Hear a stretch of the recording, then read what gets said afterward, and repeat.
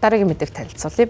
Канны наадам болж өндөрлөлөө. За Канны наадмын тэргуун шагналыг Ираны кино найруулагч авсан байна. За түүний хувьд Иранд болж байгаа үйл явдалд бол нэлээд шүүмжлэлтэй ханддаг гэдгээрээ олон нийтэд танигдсан ийм найруулагч юм байна. За 78 дахь удаагийн Канны кино наадмын дээд шагналыг Ираны найруулагч Джафар Панахигийн кино хүртсэн байна. За тус наадмын энэхүү төрөлд бол 22 кино нэр дэвссэн юм байна. За бямб гарагт тусан шагнуул гардуулах өслийн ажиллагааны үеэр Панахигийн энэ бол зүгээр л осол нэртэй кинонд Алтан далдуун мод нэртэй одоо Канны наадмын дээд шагналыг гардуулсан байна. Панахигийн хувьд бол засгийн газраа шүүмжилсэн бүтээлүүдийг өмнө нь гаргаж байсан. За хэд хутан удаа бол засгийн газрыг шүүмжлснийхаа төлөө баривчлагдаж байсан байна. За Алтан далдуун мод шагналын эзнийг зарлахад үзэгчид түүнд баяр хүргэн алга тассан байна. Панахи тайзан дээр гарч одоо шагнал авсан сэтгэлээ олон нийтэд хуваалцахдаа одоо хамгийн чухал бол бидний хувьд манай улсын эрх чөлөө юм улсаас бол засгийн газраас хүмүүсийг юу өмсөх,